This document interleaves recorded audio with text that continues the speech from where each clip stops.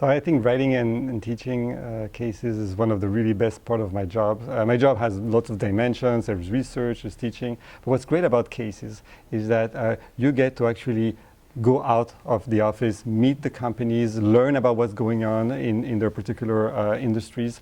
And then you know that unlike some of our research papers, for example, you're going to have a real impact on hundreds, maybe thousands of students worldwide. I'll just share one anecdote.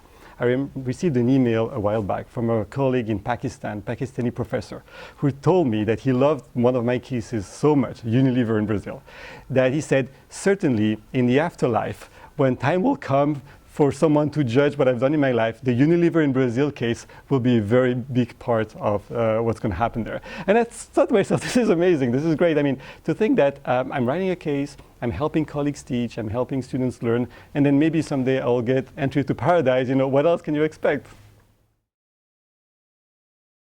Yeah, I think a mistake that I made, for example, at the beginning when I wrote my first cases, is to think that a case has to be 100% real and everything has to be in the case. And of course, the value of the case is that it's talking about a real company, a real problem, real people.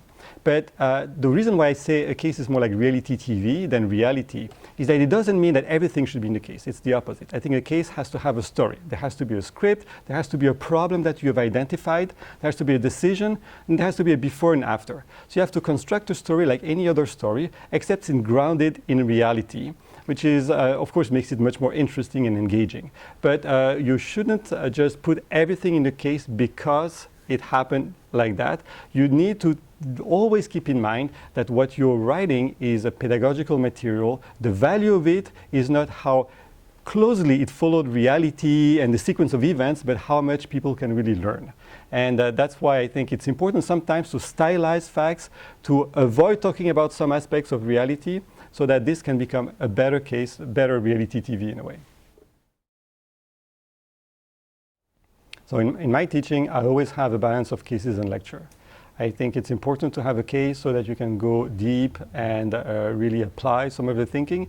But it's also important to have lectures where you can bring lots of different examples, mini cases that maybe I will talk about for just 5 minutes. And also, of course, frameworks and sometimes hands-on work on spreadsheets, etc. I don't think there is one method that's just best. I think it really depends on what you're trying to achieve and also depends on who you are. And so, for example, personally, I try to have a lecture every 2-3 cases so that we can also breathe a little bit, reflect, and then consolidate the learning that's been going on in the cases themselves. I think the future of the case method is bright. I think, of course, the technology aspect will change. We started with paper, we moved to PDF. Now at INSEAD, for example, pretty much every case has its own site where the case writers can add material, some of it for the students, some of it just for the professors teaching it. I think the way I see the evolution of cases is a more and more emphasis being put on the teaching note. So for example, I put not just a teaching note, but also the presentation and additional videos, short videos that colleagues can show if they want to and they don't have to illustrate one point. And then, of course, the big next step is to have a video of the teacher teaching the case so that the colleagues can have a feel for what it is like, what kind of questions people ask, when do they laugh. And then really it's a way to make people realize it's not that hard. And they see me teach and they say, if this guy can do it, I can do much better. And I think this has helped a lot the adoption of cases. And I think it's a model that I think has a bright future, no matter what the technology in the end will be used.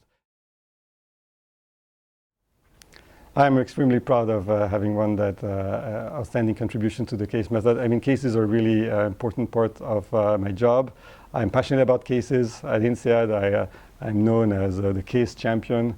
Every time I meet a colleague, I tell them, oh, you have great material. Why don't you turn it into a case so that it can be actually used elsewhere? And so that you can also show that you have developed material. Because I've sat in all of these committees where we need to promote people. And I have never seen a case of someone saying, I have not revamped the course entirely. Now, how do you prove it? So I think having something with your name on it, a case, a teaching note, something, is also very important in people's careers. And I think it's a way you can touch and have an impact on lots of people. And so really, I see no reason not to write more cases. I think we need to go beyond the view that there is research, there is case, and you have to choose. No, you have to do both. I think they're both really important.